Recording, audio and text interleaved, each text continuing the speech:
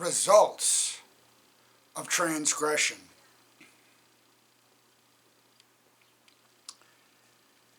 It was a true report which I heard in my own land about your words and your wisdom. However, I did not believe their words until I came and saw with my own eyes.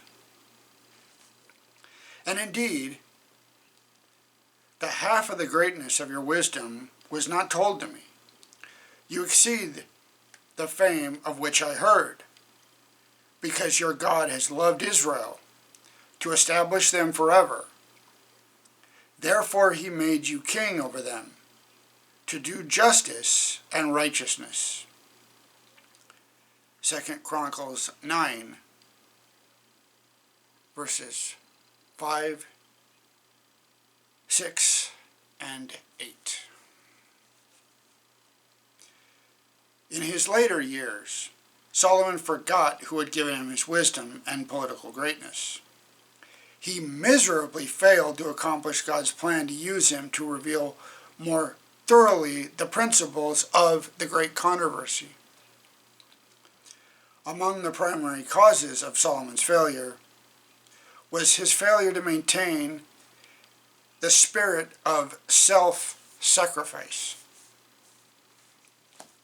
When Moses had asked for support in the building of the wilderness tabernacle, God endowed certain men, particularly Bezaleel and Aholiab, with the wisdom and skill to build the sanctuary and all of its special utensils.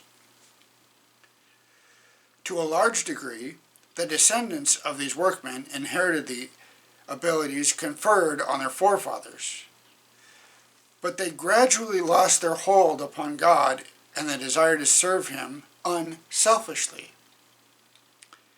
They asked for higher wages and indulged a spirit of covetousness. When Solomon needed skilled craftsmen for the temple, he had to turn to Hiram, a Phoenician descendant of Aholiab, whose demand for a higher wage was gradually accepted, and similar expectations spread throughout the kingdom. In Solomon's life, the trend away from self-sacrifice led to self-glorification. The missionary spirit was replaced by a spirit of commercialism, and God's intended witness to the world was eclipsed. The men who stand, as it were, on a lofty pinnacle, and who, because of their position, are supposed to possess great wisdom, these are in gravest peril. Unless such men make God their dependence, they will surely fall. The principle of self-denial needs daily watering. It stands at the gate of almost every decision we make. To reason that we are entitled to this or that is the sure road to numbness of spirit